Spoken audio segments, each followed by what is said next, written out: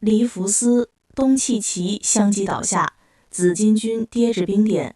就在全联盟准备为湖人收尸时，双核竟开启协休模式求生，是职业生涯的豪赌，还是重回巅峰的救赎？湖人这赛季没戏了，东契奇接受干细胞注射，豪赌季后赛。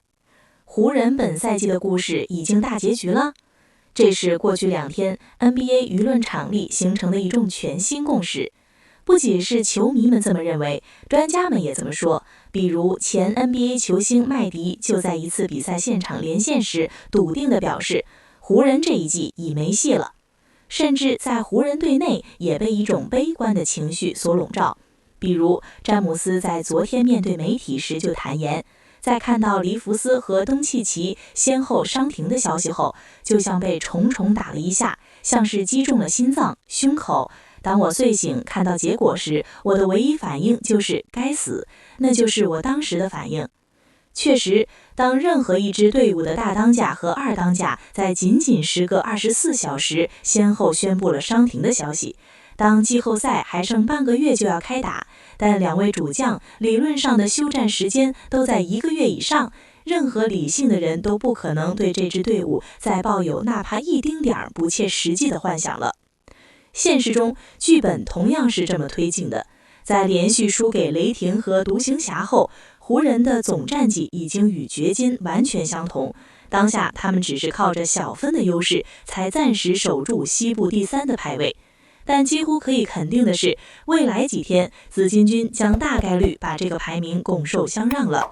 可正当几乎所有声音都在看衰湖人，都在急不耐吭地给湖人赛季判死刑的时候，作为当事者，东契奇和黎福斯却没有松口喊出大结局3个字，他们依然在尝试赶着赛季最后时刻压哨复出的可能性，并且为此他们已经在使用协休招数，已经在悄无声息之中努力了。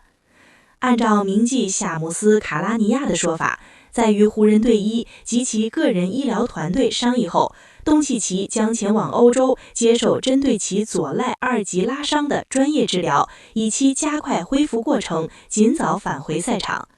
而一位美国的医学专家埃文·杰弗里斯随后指出，东契奇火速返回欧洲，很可能是为了接受一些干细胞移植，以及目前在美国尚不被允许的治疗。如果治疗顺利且能迅速见效的话，卢卡完全有可能将康复时间缩短1半，也就是说，在理论上，他存在2至3周就复出的可能。如此极限的康复方式，也让这位医学专家忍不住想起了当年的科比。同样的，尽管黎福斯的腹斜肌伤势预计也需要4到6周才能康复，但从最新的情报来看，小黎同样对提前归来，对于还能征战本赛季的比赛怀着相当强烈的愿望。当然，东契奇和黎福斯非不清楚，他们如果在尚未痊愈的情况下就勉强回归，很可能会加重自己的伤病，会导致2次受伤，甚至进一步影响自身职业生涯前景。可在明知这种风险的情况下，2人却依然甘愿去冒险，其背后显然也是存在一些更加深层次的理由和动机的。首先，在2人伤停之前，湖人队本赛季其实已经取得了相当大的成功。在全明星周末之后，湖人彻底塑造队内关系，詹姆斯终于全身心拥抱了一个相对次要的角色。夫妻新双核的确立也给湖人攻击体系中注入了巨大的活力，让队伍从攻击到防守的面貌都焕然一新。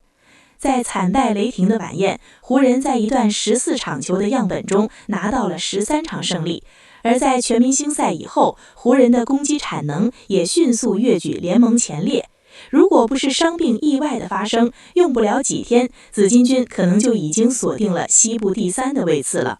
因此，将这样一个大好局面白白葬送，湖人队内的每个人，从主帅雷迪克到詹姆斯，再到其他角色球员，当然也包括了身处伤病风暴中心的东契奇和黎福斯，当然是心不有干的。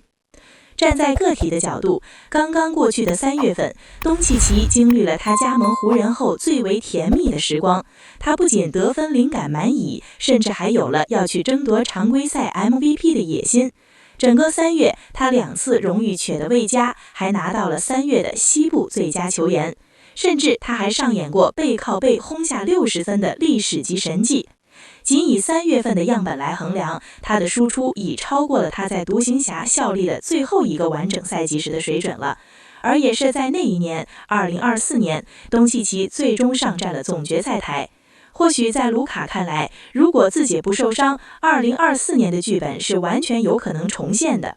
甚至本赛季，出于赛场内外的种种因素，东契奇想要证明自己的欲望还要比2024年更加的强烈。与东契奇相比，黎弗斯的求胜心也丝毫不输，而他不希望赛季就这么草草收场，还有一个更加现实的理由。本赛季，黎弗斯平均可以轰下24.3分，创造了个人职业生涯的新纪录，并且在赛季后程，他已正式超过詹姆斯，成为湖人队内在回合使用率，也就是球权占比上的2号人物了。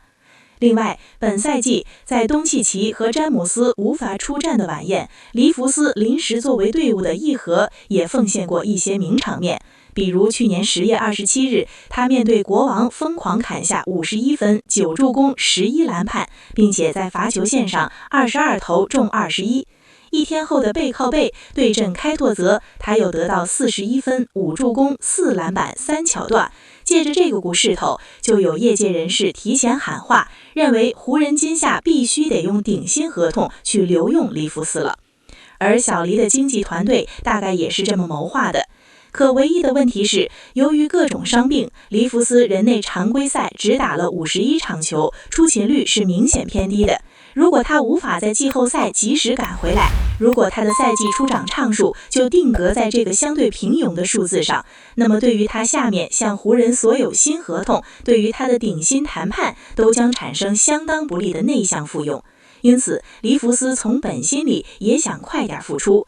而综合研判湖人当下的排名和赛程，未来他们继续下滑虽然是大概率事件，但同时他们首轮碰上火箭或者狼队的概率也在进一步提升。相比掘金这种全能型的队伍，湖人无论遭遇火箭还是狼队，拖住对手的可能性都要更大一点，而这自然也给东契奇和黎弗斯火线归来的又一个合理的动机多了一份原动力。感谢您观看视频，如果您觉得这期时事通信有用，请不要忘记点赞、评论和订阅。祝您生活愉快，充来活力，再见。